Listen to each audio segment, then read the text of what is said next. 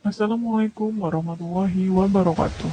Kita kembali lagi pada mata kuliah praktikum mekanika fluida dan hidrolika.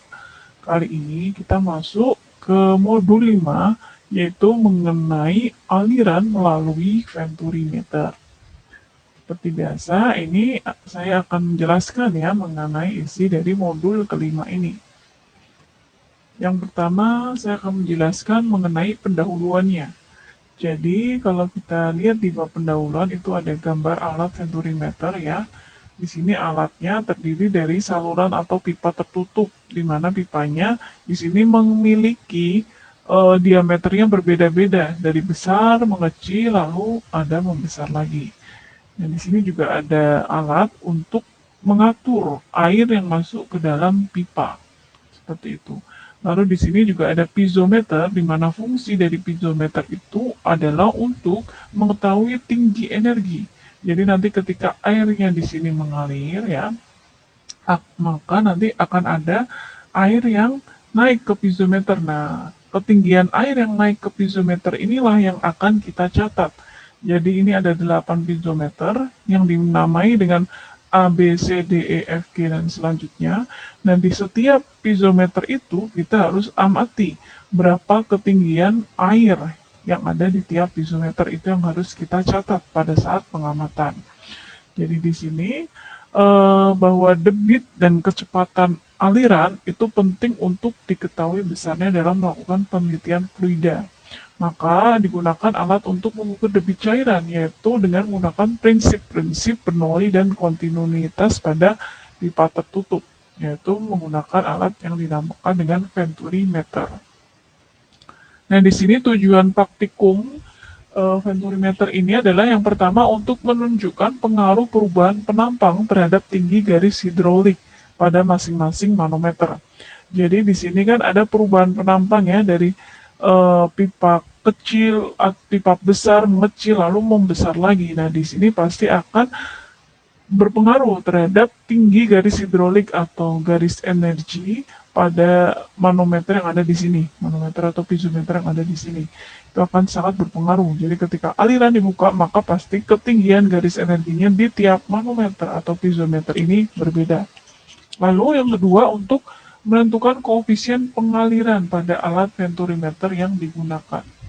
Jadi dalam perhitungan debit kita membutuhkan yang namanya C ya, koefisien pengaliran. Nah, itu kita harus tentukan berapa sih besarnya koefisien pengaliran pada saat kita melakukan pengamatan kali ini, seperti itu. Nah, ini adalah teori dasar dari percobaan venturimeter. Jadi di sini teori dasar yang pertama adalah perhitungan debit pada venturimeter. Jadi venturimeter ini menggunakan prinsip Bernoulli dan kontinuitas dengan mengandalkan perbedaan luas yang dapat membuat perbedaan kecepatan. Jadi di sini kalau kita lihat gambarnya, dia ada perbedaan penampang. Ketika alirannya masuk, dia lumayan besar ya penampang atau diameternya. Lalu di sini ketika berada di titik kedua, Z2, dia di sini penampangnya mengecil. Lalu ketika berada di ZN, penampangnya membesar kembali. Nah, ini perubahan penampang inilah yang mengakibatkan tinggi energi atau garis tinggi hidrolis ini dia berbeda. Jadi ini nanti ada 8 pisometer. Ketika air mengalir, dia ketinggiannya berbeda. Oke. Nah, di sini pada venturimeter ini kita menggunakan hukum Bernoulli dan hukum kontinuitas.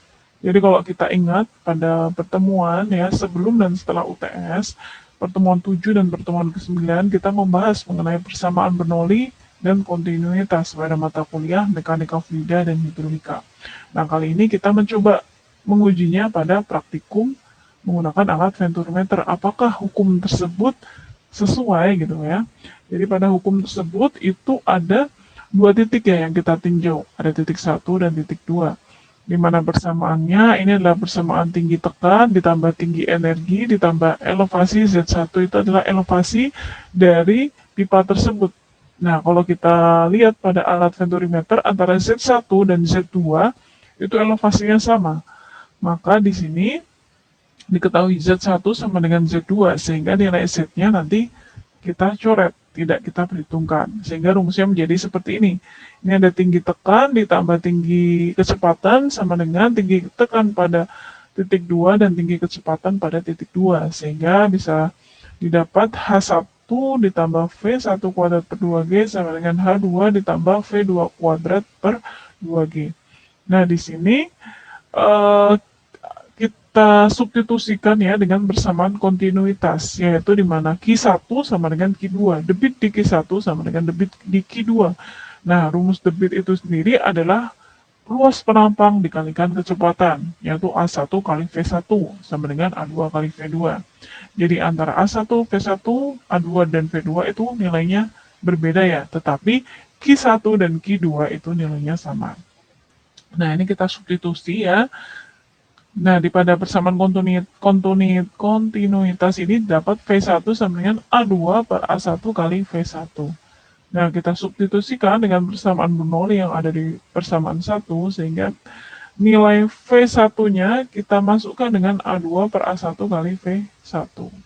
Nah, ini kita masukkan sehingga didapat nilai V2 itu dapat dicari dengan akar 2G dikali H1 min H2 per 1 min A2 min A1. Nah, kalau kita lihat perhitungan debit itu kan A kali V ya. Nah, di sini V2-nya kita masukkan dengan rumus yang sudah disubstitusi tadi. Nah, di sini kita masukkan rumusnya, kita gabungkan. Ini adalah rumus untuk menghitung debit yang akan kita hitung pada praktikum kali ini. Nah, ketika menghitung debit itu ada yang namanya koefisien pengaliran atau nilai C ini. Nah, nilai C inilah yang juga akan kita cari pada pengolahan data yang akan kita lakukan gitu ya. Nah, di sini ada alat dan bahan yang digunakan pada praktikum venturimeter. Tentunya ada alat venturimeter, ada stopwatch, ada bangku hidrolik, ada beban control rate pada bangku hidrolik. Lalu data alat, ada diameter pipa A yaitu 26 mm, diameter pipa B itu adalah 16 mm. Nah, ini contoh gambar alatnya ya. Ini adalah control valve untuk mengatur air yang masuk ke dalam aliran ini. Lalu ada foam supply dan lain sebagainya. Ini cara kerjanya, teman-teman bisa menyimak di video yang sudah saya share linknya di Kolabor. Jadi di situ sudah cukup jelas cara kerjanya, bisa sambil dibaca yang ada di modul ini. Nah, selanjutnya ini adalah data pengamatannya. Jadi di data pengamatan ini ada A1 dan A2. Ini kalau tadi diketahui itu kan diameternya ya. Nah, yang di sini sudah dalam bentuk A. Berarti dia luas. A1, penampang 1, dan ada luas penampang 2. Ini adalah hasil pengamatan. Jadi ada 6 kali percobaan ya dengan massa yang sama 2,5 kg. Cuman waktu yang diberikan ketika pengaliran itu berbeda. Jadi di sini T-nya yang pertama 24, yang percobaan kedua T-nya 30,8. Seperti biasa ya, A adalah NIM terakhir dan B adalah NIM terakhir kedua. Lalu ini ada huruf A sampai L. Nah, A sampai L ini adalah ketinggian garis energi, tinggi garis energi atau garis hidrolis yang ada di pisometer. Nah, itu kita catat. Karena ketinggiannya tiap pisometer itu berbeda ya. Nah, itu karena kita catat satu-satu tinggiannya berapa, baik dari percobaan 1 sampai percobaan ke-6. Nah, di sini ada pengolahan data dan sudah saya berikan contoh perhitungannya pada percobaan nomor 1.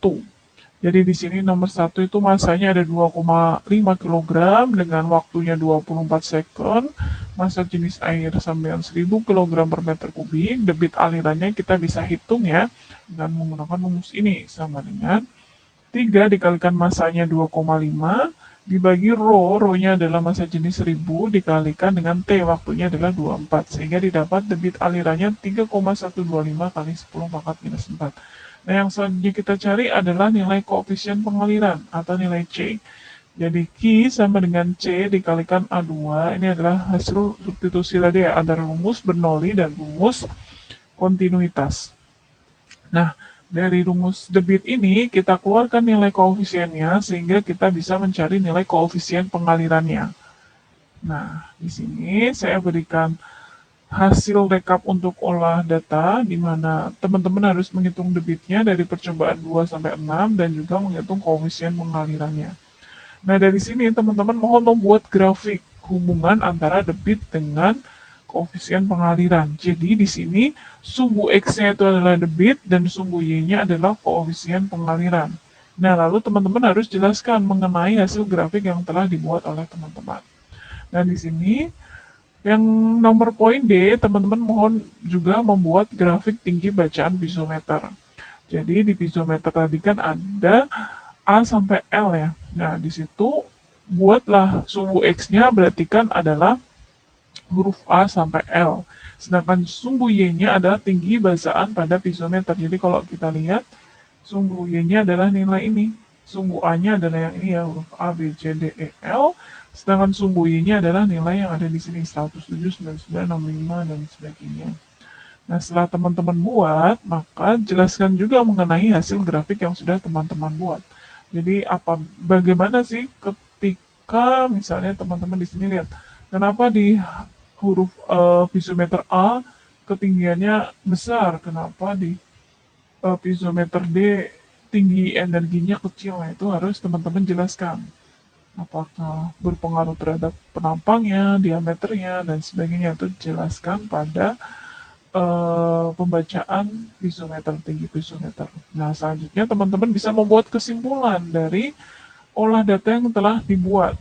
Seperti apa kesimpulannya dari praktikum feborimeter ini. Nah, cukup sekian yang saya jelaskan untuk mengerjakan modul 5 ini. Semoga mudah dipahami. Selamat belajar, salam sehat. Wassalamualaikum warahmatullahi wabarakatuh.